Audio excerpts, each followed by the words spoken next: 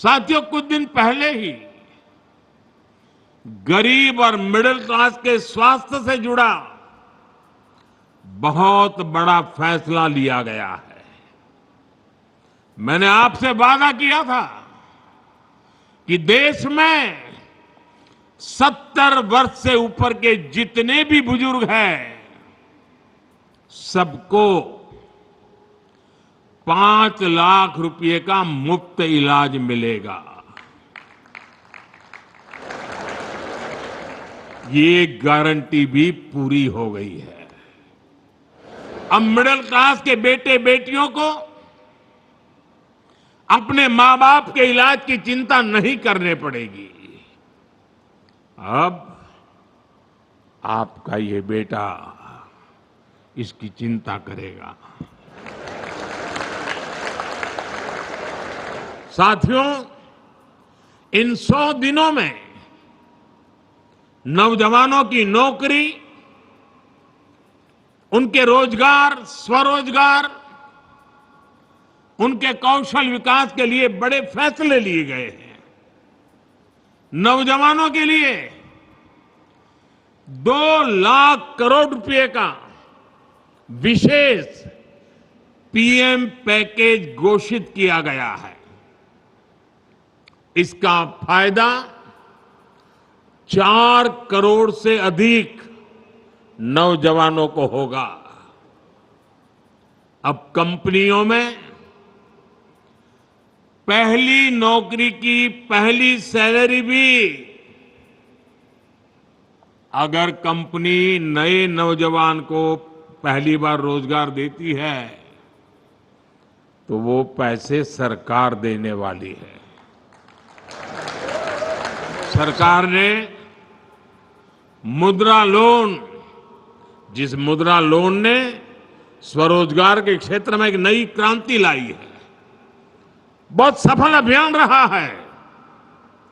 उसकी सफलता को देखते हुए पहले 10 लाख रुपए तक मिलते थे, अब उसे बढ़ा करके 20 लाख रुपया कर दिया गया है। साथियों, मैंने माताओं बहनों को गारंटी दी थी कि देश में 3 करोड़ लखपति दीदी बनाई जाएगी। बीते सालों में 1 करोड़ लखपति दीदी बन चुकी है। लेकिन आपको खुशी होगी कि तीसरी टर्म में पहले 100 दिन में गुजरात सहित पूरे देश में 11 लाख नई लखपति दीदी बनी है। हाल में ही सरकार ने तिलहन उगाने वाले किसानों के हित में, तेलीबिया, उनके हित में भी बड़ा फैसला लिया है। ये फैसला इसलिए लिया गया है ताकि देश के किसान, हमारे तिलहन किसानों को बढ़े हुए एमएसपी से भी ज्यादा कीमत मिले, तिलहन किसानों को फायदा हो। इसके लिए विदेशी तेल के आयात पर शुल्क बढ़ाया गया है।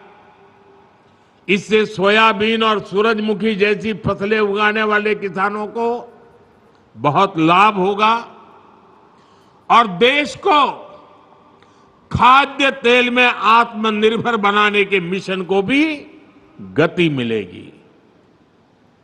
सरकार ने बासमती चावल और प्याज के निर्यात पर भी जो रोक लगी हुई थी उसे भी हटा दिया है। इससे विदेशों में भारत के चावल और प्याज की मांग बढ़ी है। इस निर्णय से भी देश के करोड़ों किसानों को फायदा होगा।